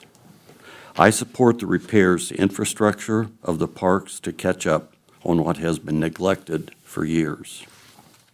My expectations for supporting this tax, following honest and frank conversations with the park director, was for a logistical and carefully created plan to catch up on maintenance and to selectively right-size the parks system to a well-planned point where we can manage and maintain them into the future as the pearls of our community. I believe that there is an attempt to prioritize the lack of prioritization. I believe that the better road is to slow down and use the funds to pay this year to repair infrastructure and needed repairs as we develop a history of income from the food and beverage tax and finalize an overall plan. I am assuming that due to the lack of history, there is language in Ordinance 11, 2026 that seems to leverage general fund dollars to guarantee payment, a payment of up to 40% in interest and fees. I have always disliked the two-story house syndrome, the story before you purchase and the story once you purchase. Council was placed in this syndrome on a regular basis. Council is responsible for the oversight of the city's finances under Title 36 of Indiana Code. Council is also responsible for holding accountable those responsible for the management of the city departments and finances. I am a pay-as-you-go, if possible, idealist. I honestly do not know if this is possible due to the hurry to tie these future tax funds and projects up in bonds. I support decision-making based on a well-developed plan of action, taking new approaches to tackle long-needed infrastructure and maintenance concerns. I do not believe we are there yet. The citizens that I have been in touch with want me to ensure that there's a plan, including possible early sunset of this tax if possible. They do not support building more of what we cannot afford to maintain without a reduction in current maintenance and considering excess city property being put back on the tax rolls. There was the mention, I will add, of some of the properties of the parks being reduced, but they were not put back on the tax rolls. We have an opportunity to turn the tide and refresh the park system. Let us take our time and ensure the future of our beautiful parks. In conclusion, I am not ready to consider one road to success, bonding, and the cost of the same. To achieve this without time to consider all roads to success and the overall financial situation of our community. Thank you. Thank you. As Mr. Hickman said, my recommendation is that we table Resolution 9 and Ordinance Number 11 to have some more discussion, ask some questions, and make sure that everyone has a presence and able to get those questions answered. But what is the pleasure of council? Mr. President, Mr. Engel? I would ask if we table this, that we don't table it indefinitely. I would actually like, if possible, to bring it back at our next meeting for discussion. And if not, at least that, then maybe the first meeting in April. Okay. I want to 16th. Okay. Any other thought, input, suggestion on that? Is that a motion? Is that a No, motion? I would make that a motion, or do we need Or it? I thought we were just holding. Hold it to when? We need to motion it or. Need a motion. Yeah, Mr. I President? consider that a motion if that's okay, Bill. Yeah, sure. There you go. So we have a motion to bring it to our next meeting or the following. Correct. Second. Okay. So we have a motion and a second to table the discussion of Resolution 9, Ordinance 11 to our next meeting or the following meeting. All those in favor, please say aye. Aye. Whoa, which one? One or the other. Well, no one was specific about it. April, the April meeting. It will be on your agenda at the next meeting. That does not require you to act, but it will be there for consideration if you so choose. Mr. President, All right. Mr. Parker. are you saying we need to have a work session between now and then, or Well, I wouldn't have one after, no. In between now and then. Yeah, okay, well then, I would like to say then that we could do it by the 16th and make sure we have you appoint the work session between now and the 16th, which is the second meeting after this. And at that time, we make a decision, yea or nay. And if I can make that as a motion, I'd like to. You're going to have to read Is that that one back. amending? Ooh, Lord. A motion to You give up? appoint a work session on the 16th, and I appoint, I'm lost. I'll intervene. You have a motion and second on the table to bring this back at the next meeting. It can be considered at that time. That's not required. It could be the first meeting in April. And in the interim, between now and then, there will be a work session that is conducted, the membership to be appointed by the president. I believe that to be the motion on the table. Second. There you go. I like we have it. a motion and a second as presented. All those in favor, please say aye. Aye. Opposed?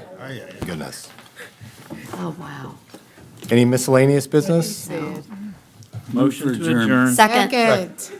Motion and second to adjourn. All those in favor, please say aye. Aye. Aye. What it is.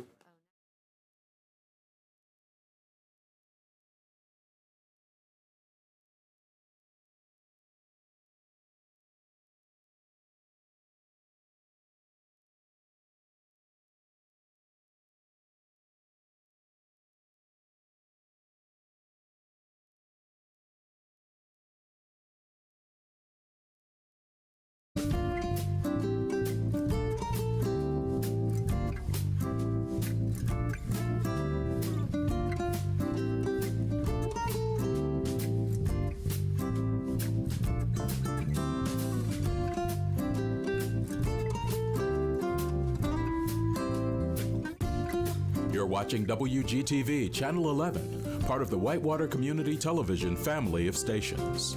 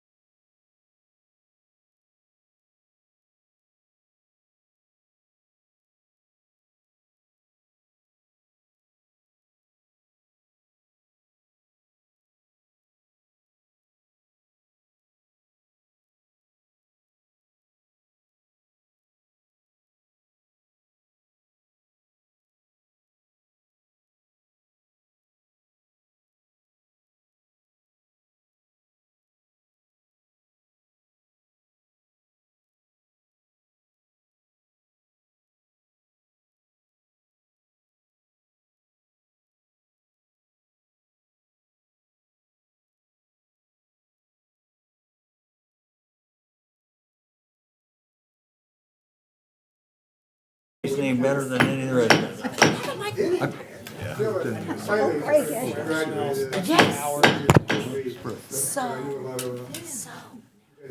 Yes. Yes. Yeah.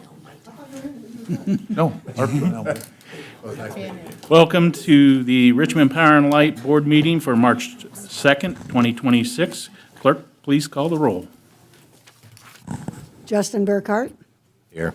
Lucinda Wright, Present. Bill Engel, Here. Larry Parker. Here. Ann Taylor, Here. Gary Turner. Here. Jane Bumbelow, Here. Gary Purcell, and Doug Goss. Here.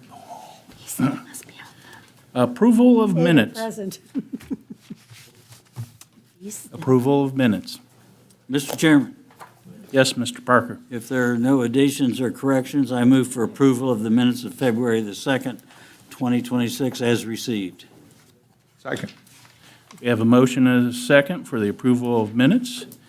All in favor, say aye. Aye. Any opposed? Motion carries. Bills to be approved. Mr. Chairman, Mr. Parker. Finance Committee has reviewed the bills and moved for approval of $9,817,857.44.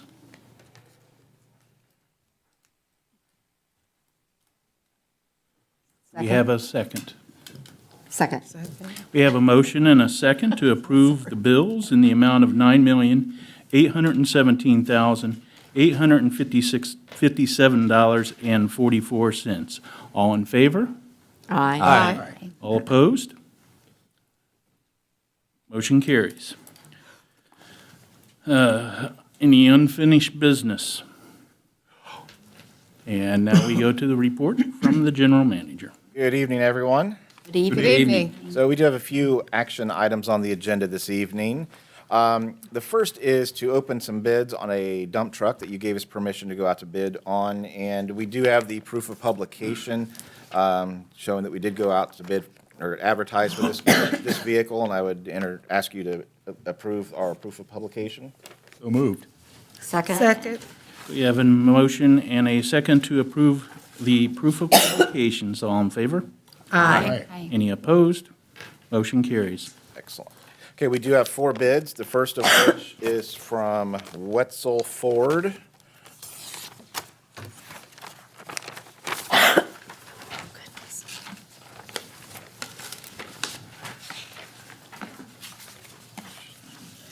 And price is $156,815 with an $11,000 trade.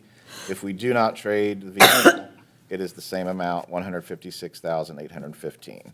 As I mentioned at the last meeting, we asked for a price with and without trade because we've had some good luck recently on a public bidding site where we've been able to get a few more dollars for some of our pieces of equipment.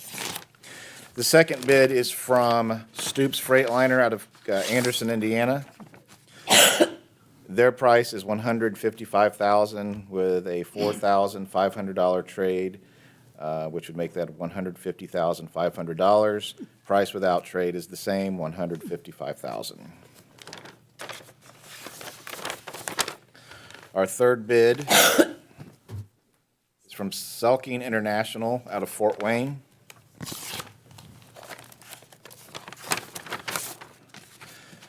Their bid is $160,265.80 with a trade of $8,000, so total bid would be $152,265, and same price without trade. And our final bid is from Alltech Industries. This is coming from, at least the bid packet's coming from St. Joseph, Missouri. I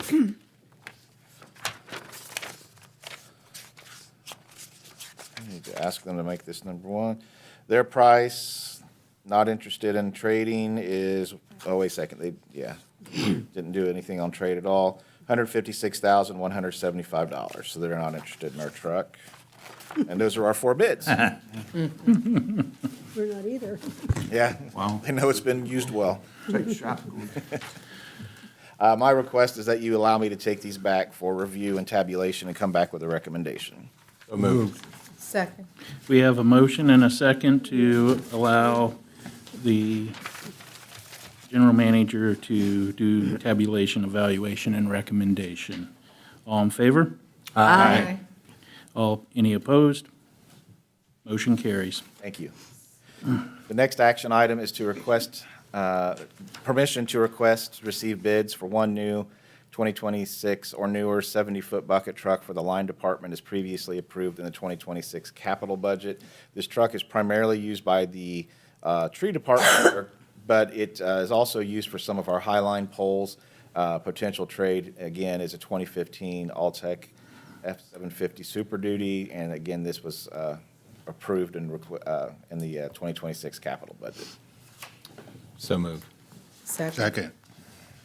We have a motion and a second to request bids for one new 2026 70-foot tree trimming bucket truck. All in favor?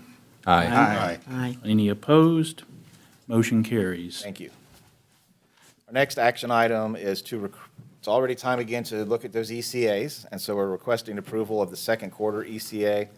The average ECA will increase among all rate classifications by 0.001153 cents per kilowatt hour. It's just over one-tenth of a cent.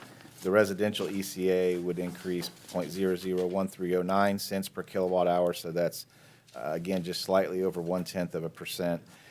When looking at a comparison, we are still a half cent below the second quarter of 2024, and basically trending flat. Mr. Chairman? Yes, Mr. Burkhart. I'd like to make a motion to approve the ECA rates for the second quarter of 2026. Second. We have a motion and a second to approve ECA rates for the second quarter of 2026. All in favor? Aye. Any opposed? Motion carries. Thank you. And to wrap up this evening, I know it's been a long evening, but I'll just provide a brief overview of the APPA legislative rally that I was able to attend alongside council members Justin Burkhart, Jane Bumbleow, and Jerry Purcell. This is a boots-on-the-ground workshop, so there's not a lot of speakers, but we did get to hear a couple of really good speakers. And one of those was Alex Fitzsimmons. He's the director of the Office of Cybersecurity, Energy Security, and Emergency Response, short, they call it CSER. He talked about the United States' role in energy. He spoke about that we are experiencing an energy adequacy challenge, meaning that energy demand has been flat for over 20 years. Even though we've been growing as a country, energy efficiency has allowed our demand to remain flat. But now growth is predicted at 2% a year. At the same time, we are set to lose 100 gigawatts of production by 2030. So not only are we growing, but we also need to fill that gap as a nation. He did state in their plan to help with that issue is to prevent premature retirements of approximately 176 gigawatts of production by keeping plants online that are scheduled for closure, to optimize and grow, so to upgrade existing generation alongside new generation, upgrade our existing transmission lines, which is something we've been hearing about for a long time, and talked about the importance of renewables, but they're just not accredited for peak capacity because they do not serve base load. But again, offsetting some of these other strategies with the renewables. And then, of course, one of his main roles is to build securely to prevent cyber attacks on our grid. We did have the opportunity to meet with our federal elected officials, so we did get to spend time with Senator Banks, Senator Young, and Congressman Shreve. And in those congressional meetings, our topics that we discussed were permitting reform, cyber and physical security, tax-exempt municipal financing, and in each session, we were given the opportunity to talk about our concerns, and so our CCR project, our coal ash remediation project, was brought up in each of those meetings as well. And with your permission, Mr. President, I'd like, if you're okay, to allow the members that did attend to chime in, because that was a very brief explanation of 3 days of activities, but. Yes. Anybody want to comment? Went? I'll keep it brief. It was a wonderful opportunity to attend once again and meet in person our elected officials. I can't, go over each detail, but I just know that I always come away, and when I'm in conversation with others and these topics come up, it comes back to me what I've heard there, and I just really appreciate that opportunity. Yeah, I would echo that. We were able to sit in front of the three representatives that were on the screen and share our challenges here locally, also our future potential challenges as well, and even had the opportunity to possibly see if Todd Young would come to Richmond and see what we have going and to potentially help us out on a few things. So incredible experience, but just advocating for our ratepayers. Yes. I was going to bring up and ask if you had heard anything more from Mr. Young. We have not at this point, yep. What we're referring to is he wants to bring the EPA chair to Richmond to look at our coal ash problem and discuss that further because of the timelines, et cetera, that we're looking at. And that would be really nice to have him come here. Yep. If there are no further comments, Mr. Chairman? Sorry about that. Tony or anyone else who went, I just wonder if there was any response from any of our legislators specifically about the CCR project. well, we talk to them about it each year, so believe it or not, I think they remember us. And they understand our challenges, and where we stand with that is that we have submitted an application to IDEM to review our permit, and it's been there 2.5 years. We did get a reply from their legislative affairs person a couple weeks ago that said they are looking at our application, should have some feedback soon, but they also said they have to get their CCR. Again, CCR stands for coal combustion residual. We have to get our CCR program, they have to get the CCR program approved by the EPA, which would happen later this year, they anticipate. So we're trying to get an understanding of where do we fall in this. And I've had conversations with each of you about the fact that we have a 12 to 18-month construction timeline, depending on the time of year that we start this. We still need to do some bonding to get the finances secured. So with an April 2028 deadline, it seems like that's far away, and in 24 months really is not, considering the construction timeline that is in front of us. So we don't want to get in trouble with this federal mandate, and so really now is the crunch time. We've been waiting. We're just trying to figure out where do we lie in all of this. Are they going to give us more extensions because of the timing, et cetera? So just trying to figure this out. As we have been for the last 2.5 years. But anyway, but they were very open-minded, and like Mr. Purcell and Mr. Burkhart mentioned, Mr. Young was very open to our concerns and said he needed to visit Indiana and had some ideas about a visit. So that was pretty neat. We'll see if it happens, and understandably it may not, but that's neat that he was taking us serious. Thank you. I do know that Jefferson Shreve has visited RP&L and toured as well. Yes. So. And then finally, along those lines, next month, we would potentially start the discussion on this bonding process for the CCR, knowing we have some unknowns, but we would possibly ask the board to make a recommendation to City Council that at a date, maybe in April or May, that we would start the process of at least approving bonds with certain parameters, and then we'd be able to stop the process until we open bids and et cetera. This also kind of falls hand in hand with our rate study that we will be having some information on hopefully in the next 30 days now. We're getting to that point where our financial model is built.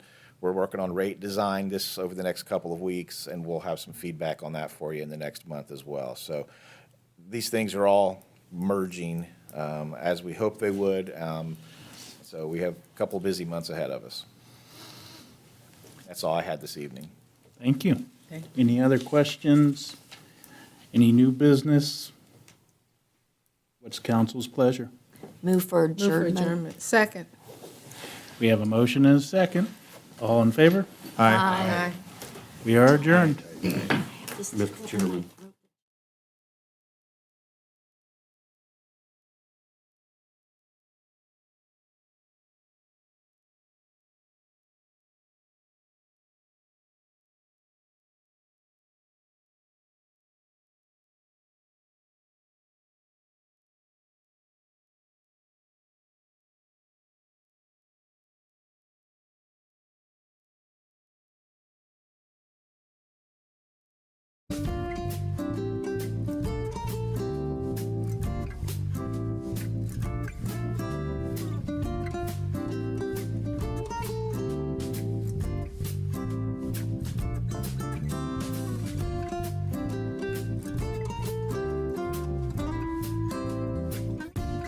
You're watching WGTV Channel 11, part of the Whitewater Community Television family of stations.